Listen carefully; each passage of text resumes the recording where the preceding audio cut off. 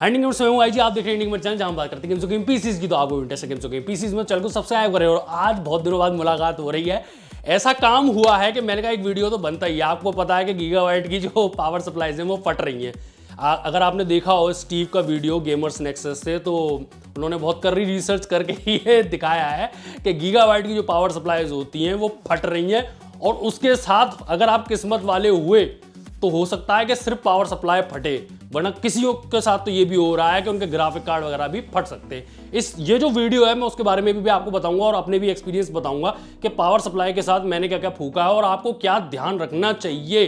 क्यों मैं आपको कहता रहता हूं कि कुछ अच्छी पावर सप्लाईज खरीदो, बिल्कुल मट्टी के दाम वाली पावर सप्लाईज मत खरीदो। क्यों मैं ऐसा कहता हूं इस वीडियो में आप जानोगे। बहुत मजेदार वीडियो होने वाला है। बहुत दिनों बाद कुछ ऐसा ड्रामा होता है ना, तब ऐसे वीडियो बनाने में बड़े मजे आते हैं। तो चलिए शुरू करते हैं। देखो ये वीडियो इसलिए भी मजेदार होने वाला है कि सिर्फ एक प्रोडक्ट जो था वो खराब नहीं निकला था, यहाँ बहुत चोरी चकारी भी हो रही थी, मक्कारी भी हो रही थी।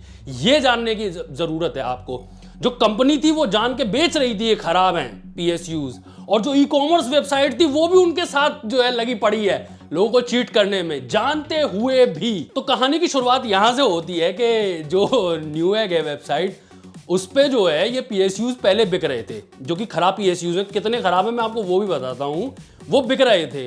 अब उसका जो है रिव्यू जो है वो बहुत डाउन होने लगा, क्योंकि इतने सारे खराब होने लगे, फूकने लगे लोगों के कंप्यूटर्स वगैरह जो हैं, और पैसा खराब होने लगा, वो रिटर्न कर रहे हैं, कई दिक्कतें हो रही हैं। फिर न्यूएग ने क्या किया, जब रिव्यूज इतने खराब हो रहे हैं, उन्होंने ग्राफिक कार्ड के साथ ये बंडल करके बेचने शुरू कर दिए पीएसयू। सोचो आप, एक मिनट सोचो। ये न्यूएग बहुत अच्छी तरह से जानता था कि ये जो है प्रोडक्ट वैसे नहीं बिकेगा, क्योंकि इसका रिव्यूज बहुत खराब हो चुके हैं। आप कहीं भी जाते हो तो स्टार तो देखते ही हो, जिस वेबसाइट पे जैसे अमेजोन वगैरह है जिस पे स्टार दिख सकते हैं, आप देख के खरीदते हो। बाकी अपनी इंडियन ई कॉमर्स वेबसाइट से कहीं कंप्यूटर वाली, उस पर तो स्टार पे स्टार कुछ देखने को मिलते ही नहीं है, क्योंकि ज्यादा लोग वहाँ रिव्यू छोड़ते ही नहीं है, लेकिन वहां पर देखने को मिलते हैं। तो वहां पे लोगों ने छोड़ा, अब पीएसयू तो वो खरीदेंगे नहीं, तो अब कैसे बेचे जाए ये खराब पीएसयूज, जो कि और फूकेंगे और आपके कंप्यूटर के कंपोनेंट्स के फूकेंगे, ग्राफिक कार्ड को फूकेंगे, मदरबोर्ड को फूकेंगे।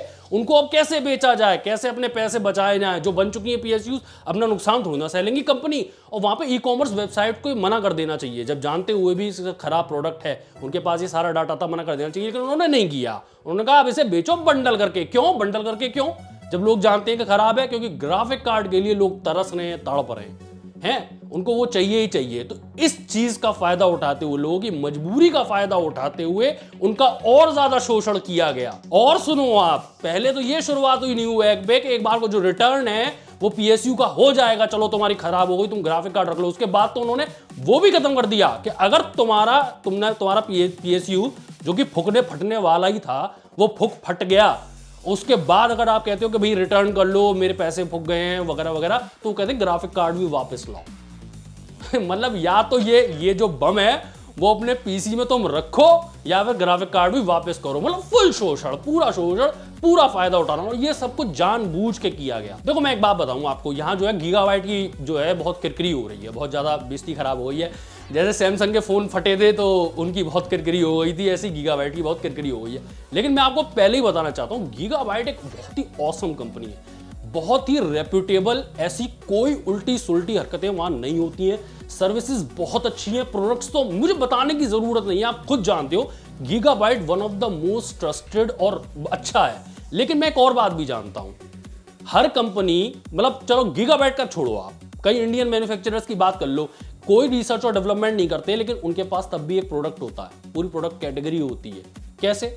क्योंकि ये सब लोग चाइना से आते हैं, वो ठप्पा लगवाते हैं और ले आते हैं। इनको ज्यादा मैन्युफैक्चरिंग पे कंट्रोल नहीं है। दिक्कत यही है, मैन्युफैक्चरिंग पे कंट्रोल होना ही नहीं, तो जो उसमें मॉसफेट और कैपेसिटर्स लगे हुए आ गए, ये अपना ठप्पा लगा के बेचते हैं। सब लोगों की कह रहा हूं मैं, और ये मैंने खुद पर्सनली देखा है, किसी कहीं सुनी नहीं। मैंने कई एक बार कुछ कैबिनेट्स मेरे पास आए थे, मैंने कहा ठीक है, उसके बाद ज्यादा नॉलेज नहीं थी इंटरनेट पे, तो मैं ऐसे ही देख रहा था जो भी वेब पेजेस आ रहे थे। मैंने कहा ये कैबिनेट के बारे में कहानी जानूं, पता चला एग्जैक्टली सेम दिखने वाला कैबिनेट, उसमें कैबिनेट में एक मैन्युफैक्चरिंग डिफेक्ट था। ठीक है, तो मैं पहचान गया।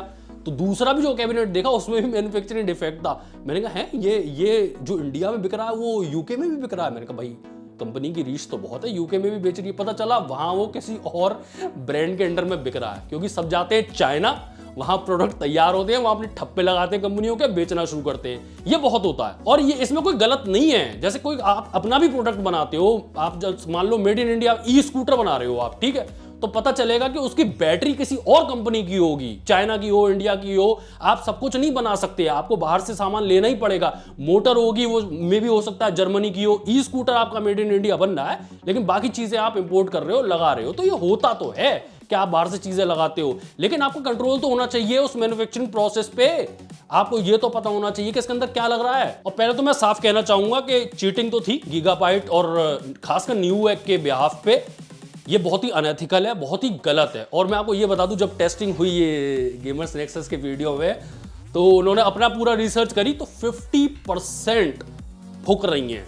50%, मतलब अगर आप में से 2 लोग खरीदते हो ये गीगाबाइट की पावर सप्लाई, तो एक की फट जाएगी।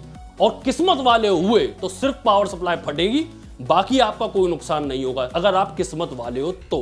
क्योंकि कई बार होता है पावर सप्लाई खुद तो सुसाइड बॉम्बर की तरह, टेररिस्ट सुसाइड बॉम्बर की तरह खुद तो फट जाती है और साथ में 1-2 को और ले आती है मदरबोर्ड या ग्राफिक कार्ड को। और मैं आपको एक बताऊं, ये प्रॉब्लम कहां से जनरेट होती है। कई कंपनियां होती हैं, उनका फुल कंट्रोल होता है मैन्युफैक्चरिंग प्रोसेस पे, लेकिन उनको एक चरस होती है कि जब हमारा नेटवर्क फैल चुका है, हमारे डिस्ट्रीब्यूटर हैं, हम फुल मार्केट पे कंट्रोल है, नॉलेज है, तो क्यों ना हम सारे प्रोडक्ट्स निकाल दें। अब आप जानते हो गीगाबाइट जो है वो कंपनी हुआ करती थी ग्राफिक कार्ड, मदरबोर्ड वगैरह, उन्हें अब चरस चढ़ी के अब हम जो है वो कैबिनेट भी निकालेंगे, पीएसयू भी निकालेंगे, अंडू झंडू, माउस, कीबोर्ड। ये बाकी कंपनियां भी कर रही हैं, सिर्फ गीगाबाइट की बात नहीं है, आप भी जानते हो बाकी कंपनियां भी कर रही हैं कि तुम किसी और फील्ड में हुआ करते थे। लेकिन वो सही है, अगर मैं भी इनकी जगह पे होता तो मैं भी यही करता। मैं अपना पोर्टफोलियो ना बनाऊं जब नेटवर्क तो मेरा बन ही चुका है, थोड़ा माल और बटोरा जाए और मैं अपने पूरे बंडल करके दूंगा अपना पूरा पीसी, तो मेरा सारा माल बिकेगा, मुझे और ज्यादा प्रॉफिट होगा। लेकिन इससे बस वही दिक्कत होती है कि आप चीते थे अपने मान लो ग्राफिक कार्ड या मदरबोर्ड के, लेकिन जब आप माउस में कूद रहे हो, कीबोर्ड में कूद रहे हो, पीएसयू में कूद रहे हो, वहां का कंट्रोल है नहीं, वहां की नॉलेज है नहीं, आप वही ठप्पा लगवा के ला रहे हो और अपना नेटवर्क यूज करके बेच रहे हो, तो ये दिक्कतें होंगी। और जो मैं आपसे कह रहा हूं ना कि किस्मत वाले ही होंगे जिनके सिर्फ पावर सप्लाई फटेगी, उनका कंप्यूटर नहीं फटेगा। अब जैसे ये टेस्टिंग कर रहे थे, कई इन्होंने पावर सप्लाई पे टेस्ट की गेमर्स नेक्सस वालों ने, तो उनका वो बताया जा रहा है कि जो लोड टेस्टर था उसके 3 फ्यूज उड़ गए, 1 गीगाबाइट का ही RTX 3080 उड़ गया, ठीक है। और ये वो बड़ी मजेदार बात लगी मुझे गेमर्स नेक्सस के स्टीव की, तो वो कह रहा कि अब गीगाबाइट के लिए बड़ी बुरी बात है कि अगर पीएसयू की वजह से फटा है ये ग्राफिक कार्ड तो भी गीगाबाइट की गलती, और अगर ये खुद ही फूक गया है कि पीएसयू की वजह से नहीं तो भी गीगाबाइट की गलती। और दूसरा मैं एक बात बताऊं आपको, एक क्लियर करता हुआ चलूं कि ये एक पर्टिकुलर मॉडल है गीगाबाइट का पीएसयू का जो फटा रहा है, बाकी नहीं फूक रहे हैं, ये पर्टिकुलर मॉडल है। लेकिन ये एक बात दिखा देती है कि आपका कंट्रोल तो नहीं है, ऐसा प्रोडक्ट बन गया और आप जानते भी थे, यानी कि दूसरे भी 50% जो भी चल रहे हैं उनको कंप्यूटर में से निकाल लेना चाहिए। मैं ये सलाह नहीं दे रहा हूं किसी को कि गीगाबाइट की अगर पावर सप्लाई है तो निकाल लो, फौरन चेंज कर दो, लेकिन अगर मैं होता तो मेरी लुपलुपा यादी, मैं अगर दूसरी बार कंप्यूटर ऑन करने जा रहा हूं ना तो मेरी हल्की सी फूकती, मैं सही बता रहा हूं, या मेरे कंप्यूटर के साथ कुछ भी हो रहा होता तो फिर गीगाबाइट की उसमें पावर सप्लाई लगी होती है तो मैं बहुत घबराया हुआ रहता। जबकि मदरबोर्ड लगा होगा मैं नहीं घबराऊंगा, ग्राफिक कार्ड भी लगा होगा मैं नहीं घबराऊंगा, ये तो जमाने से हम यूज करते हुए आए हैं और ऑसम प्रोडक्ट्स हैं, बहुत ही बढ़िया सर्विस है, सब कुछ। पावर सप्लाई में कहना मुश्किल है, और ऐसा पहली बार नहीं हुआ। अगर आपको लग रहा हो कि ये पहली बार मैंने सुना है जी इस तरह की कंपनियों से भी गड़बड़ियां हो जाती हैं, अरे बहुत होती हैं। अगर आपको पढ़ना है तो इंटरनेट पे जाके पढ़ो कैपेसिटर प्लेग के बारे में, ये तो बहुत कंपनियों के साथ हो गया था, एक के साथ नहीं। क्या था, कुछ एक कैपेसिटर था जो ताइवान से निकला था, वो खराब था, उसमें कैपेसिटर में प्रॉब्लम ये होती है, सिलेंडर जैसा होता है ना, उसके अंदर इलेक्ट्रोलाइट भरा होता है, तो इलेक्ट्रोलाइट अच्छा नहीं था, वो प्रेशर बनाता था, गैस रिलीज होती थी, और जो कैपेसिटर है वो सिलेंडर जैसा होता है, वो फट जाता था, डिवाइस बंद हो जाती थी। वो बहुत चीज़ों में हुआ। वो उस कहते हैं कि ये चला था मेरे ख्याल से 1990 से 2008 तक चला था, करीबन 8 साल का ये कैपेसिटर प्लेग का एरा रहा था। उसमें बहुत डिवाइसेस फूकी, मदरबोर्ड, ग्राफिक कार्ड, और किसी पे डिटेक्ट नहीं हो रही थी, कुछ जान नहीं रहा था। कुछ लोगों ने सवाल उठाए कि ये पर्टिकुलर कैपेसिटर है जो खराब है, जो हर कंपनी में जो है दिक्कतें पैदा कर रहा है, क्योंकि सब वहीं से खरीदते थे। उस ताइवान कंपनी पे ही ठेका होता था सारे कैपेसिटर देने का, सारे डिवाइसेस में लगाने का। और एक मजे की बात बताऊं, अगर आप जानते हो, कैरी होल्समैन नाम का एक यूट्यूब चैनल है, आप जानते होगे, एक आते हैं, वो पूरा बहुत रिस्पेक्ट और प्यार था उनके लिए, रिस्पेक्ट तो आज भी है, प्यार नहीं है। अब उसका रीजन बताऊं क्यों नहीं है। कैरी होल्समैन को वैसे आप शायद जानते हो, ना जानते हो तो उनका यूट्यूब चैनल है, आप देख सकते हो।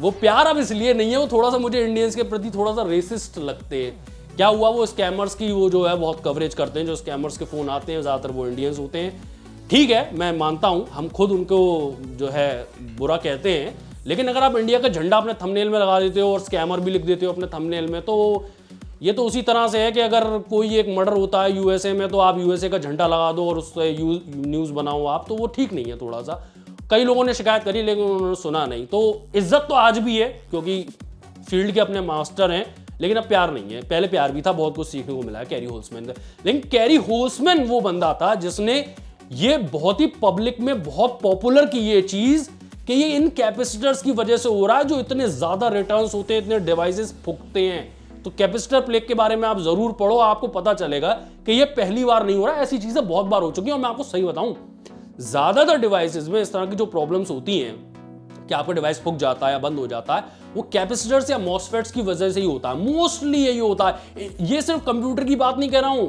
मैं अभी बताऊं, मैंने अभी 7 साल पुराना एसी है वो काम करना बंद कर दिया। उसमें फॉल्ट क्या था, उसका जो बड़ा सा कैपेसिटर होता है जो आउटडोर यूनिट में लगा होता है, सिर्फ वो चेंज हुआ, वो खराब हो चुका था। इलेक्ट्रोलाइट हो जाते हैं, सूख जाते हैं वो, तो कैपेसिटर खराब हो जाता है, वो चेंज हुआ, मस्त एसी काम करने लगा। आपका पूरी मशीन बढ़िया है, सिर्फ प्रॉब्लम ज्यादातर होगी मॉसफेट्स और कैपेसिटर्स की होगी। ये इलेक्ट्रॉनिक्स में भी है, ये इलेक्ट्रिकल्स में भी है। कोरोना चल रहा है, आप जानते हो, ठीक है ना। तो कोरोना में क्या है, आप जब रोज हाथ धो रहे हो, सैनिटाइज कर रहे हो, मास्क लगा रहे हो, आप हर दिन जीत रहे हो, लेकिन उस जीत की वैल्यू नहीं है, दिखाई नहीं देती वो जीत। हाँ ठीक है, मैंने हाथ धो लिए, लेकिन जिस दिन आप हारते हो, आपको कोरोना हो जाता है, उस दिन हार गए आप और आपको सही में दिखाई दे रहा है कि हाँ मैं हार गया। अगर मैं जीत रहा था जैसे हर दिन पहले, आज भी जीतता तो शायद मैं आज हारता नहीं, कोरोना नहीं होता मुझे। ये बात मैं क्यों कर रहा हूं, क्योंकि आप प्रोटेक्शंस अपना रहे थे, कई जो हाथ धो रहे थे, सैनिटाइज कर रहे थे, ऐसे ही पावर सप्लाईज में कई प्रोटेक्शंस आती हैं। वो प्रोटेक्शन आप खरीदते नहीं हो जब अल्ट्रा चीप मट्टी के दाम वाली बिल्कुल ही सस्ती अंडू झंडू ब्रांड की बिल्कुल ही जो कैबिनेट 500 रुपए के कैबिनेट के साथ फ्री आ रही हो पावर सप्लाईज, ऐसी पावर सप्लाईज आप लेने जा रहे हो, उसमें कोई प्रोटेक्शन नहीं मिलती है आपको। और प्रोटेक्शन बहुत इंपॉर्टेंट होती है। अब यहाँ डबल मीनिंग जोक्स बनेंगे। खैर, अब प्रोटेक्शन बहुत ज्यादा इंपॉर्टेंट होती है पीएसयूज में भी। वो आपको दिखाई नहीं देता है कि कितनी बार उसने आपको बचा लिया। वो जिस दिन आप हार जाते हो, कुछ फूक जाता है, पावर सप्लाई खुद फूक जाती है या कंपोनेंट फूक देती है, तब पता चलता है आपको कि ये अगर होती इसमें तो मेरा फायदा होता है। इसलिए मैं कहता हूं कि आपसे कि महंगी से महंगी जैसे RM सीरीज है कॉर्सैर की या किसी और ब्रांड में भी आप अगर उसकी अच्छी पावर सप्लाईज खरीदते हो तो उसमें आपसे बहुत सारे प्रोटेक्शंस मिलते हैं जो सस्ती में नहीं मिलते हैं आपको। लेकिन फिर भी कई सस्ती पावर सप्लाईज मैं रिकमेंड करता हूं, वो अच्छी कंपनी की अगर है। और रिकमेंड करने का एक रीजन ये है कि एक तो अच्छी कंपनी है, सर्विस वगैरह सब कुछ है, दूसरा सालों तक देखा है कि उसने कोई प्रॉब्लम क्रिएट नहीं करी, चाहे अमेरिका हो, यूरोप हो, इंडिया हो। इस सस्ती पावर सप्लाई के बारे में कहीं कोई बुरी बात नहीं है। पहली बात ये जानते हुए पिछले 4-5 सालों से अगर मैं खुद भी वो यूज कर रहा हूं, सस्ते से सस्ता प्रोडक्ट, मदरबोर्ड की भी कह रहा हूं, पावर सप्लाई की भी कह रहा हूं, तो मुझे उसे रिकमेंड करने में कोई प्रॉब्लम नहीं है, क्योंकि फिर मैं जिम्मेदारी एक तरीके से ले रहा हूं। मैं आपको ये बता दूं, मैं आपको जो ये सारी रिकमेंडेशंस देता हूं बहुत ही जिम्मेदारी के साथ देता हूं कि कंप्यूटर बन के चलना चाहिए, इसमें कोई दो राय नहीं हुआ। बाकी कीबोर्ड माउस में, हेडफोन में कुछ भी करते रहो, मुझे कोई मतलब नहीं है, इसमें कोई दिक्कत नहीं होनी चाहिए। दूसरा, इसमें से जो ज्यादातर 50% जो पावर सप्लाईज फूक गई गीगाबाइट की, उसमें से पता चला कि 40% तो जब आई थी तभी बनती। मैं तो कह रहा हूँ खुशनसीब हैं वो लोग एक तरीके से कि उनको जो है कुछ बुरा नहीं भुगतना पड़ा, कुछ और नुकसान नहीं हुआ, वो चली नहीं पावर सप्लाई। लेकिन वो बहुत बदकिस्मत भी हैं कई लोग, क्योंकि वो तो परेशान होंगे कि चल क्यों नहीं रहा कंप्यूटर। ज़्यादातर लोग फर्स्ट टाइम बिल्डर्स होते हैं। आप ये बात जान लो, ये जो यूट्यूब चैनल है वो फर्स्ट टाइम बिल्डर्स को मेनली टारगेट करता है, और साथ में ये टारगेट करता है उन पीसी बिल्डर्स को जिन्होंने पीसी बना लिया है, एक पीसी बना चुके हैं। उनके लिए ये खास ये यूट्यूब चैनल नहीं है जो 10 पीसी बना चुके हैं और 11वां बनाने जा रहे हैं।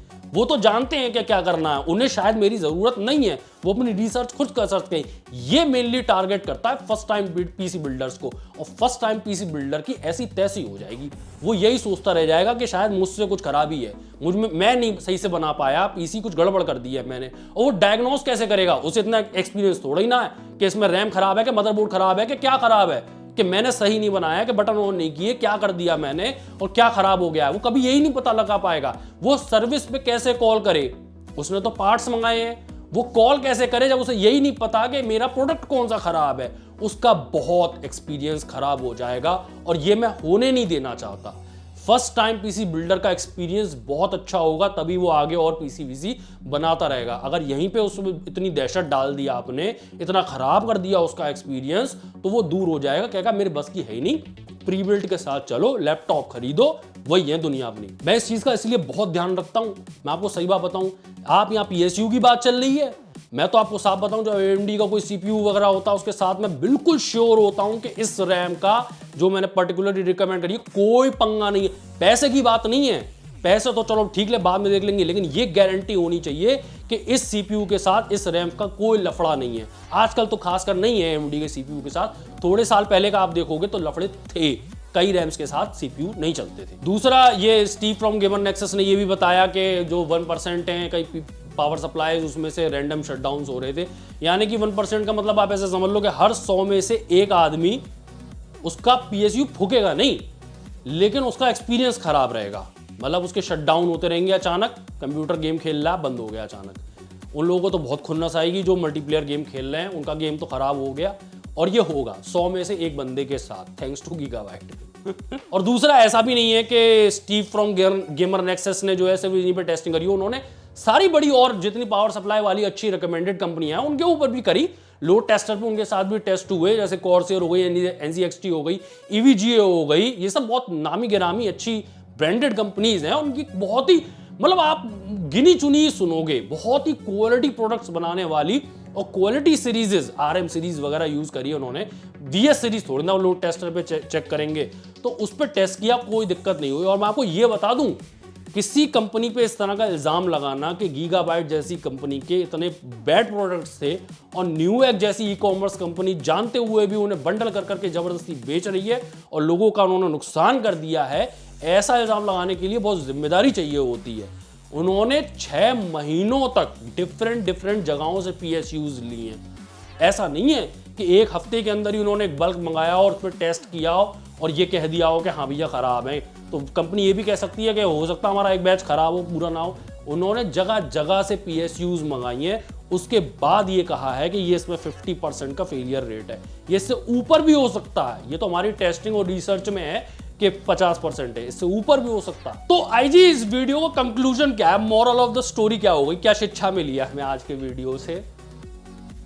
कोई स्कूल है क्या शिक्षा लेने आते हो आप? वैसे शिक्षा ये मिली है, मैं कोई सलाह नहीं देना चाहता, मैं आपको सही बात बताऊं, मैं कोई सलाह नहीं देना चाहता, लेकिन मैं आपको ये बताऊंगा कि मैं क्या करूंगा। अगर मैं एक फर्स्ट टाइम पीसी बिल्डर हूं, मुझे एक्सपीरियंस ही नहीं है, तो मुझे क्या करना चाहिए? देखो, अगर आप फर्स्ट टाइम पीसी बिल्डर हो और कुछ ऐसी गड़बड़ हो गई, मान लो PSU खराब आया, रिटर्न हो जाएगा, पैसे वापस हो जाएंगे, दूसरा आ जाएगा। लेकिन क्या होगा, आपका एक्सपीरियंस बहुत खराब हो जाएगा ये पता लगाने में ही कि क्या खराब है, कि आपकी गलती है कि कोई कंपोनेंट खराब था। बहुत एक्सपीरियंस खराब हो जाएगा, हेल्प कहीं से आपको मिलनी नहीं है। आप तो पीसी बिल्डर हो ना, आप तो लैपटॉप तो खरीदा नहीं, आपने प्री बिल्ड तो खरीदा नहीं है। आप तो कह रहे हो मैं खुद संभाल लूंगा, तो अब संभालो, अब हेल्प तो कहीं से मिलनी नहीं है, तो डायग्नोस कैसे करोगे? तो मैं क्या करूंगा, फर्स्ट टाइम पीसी बिल्डर जो हूं, एक तो मैं उनकी सलाह मानूंगा, जो बहुत सारे लोगों की सलाह सुनूंगा, और उनकी एक सार निकालूंगा कि क्या कहते हैं वो। जैसे एक बंदा अगर कहता है कि ये बेकार वाली भी अच्छी है, तो मैं उसको थोड़ा डिस्कार्ड करूं, ये देखूं कि 10 में से 9 लोगों ने कहा है कि ये ठीक है, तो मैं इस PSU के साथ चला जाऊं, खेल ना खेलूं। बाकी प्रोडक्ट्स की भी कह रहा हूं, PSU की भी कह रहा हूं कि खेल ना खेलूं, मैं चुपचाप ये उठाऊं। ज्यादा सस्ते के चक्कर में, जैसे हर कोई कहता है, मैं अगर किसी को कहता हूं कि VS सीरीज खरीद लो कॉर्सेयर की, तुम नहीं सुन रहे हो, CX भी नहीं खरीद रहे हो तुम कॉर्सेयर की यार, तो तुम VS खरीद रहे हो, लेकिन इसके नीचे तुम मत जाओ, इसके नीचे तुम मत जाओ, और अंडू झंडू ब्रांड्स में क्यों जा रहे हो? कॉर्सेयर में रहो, NZXT में रहो, और बाकी अच्छी कूलर मास्टर है, डीप कूल है, इनमें रहो।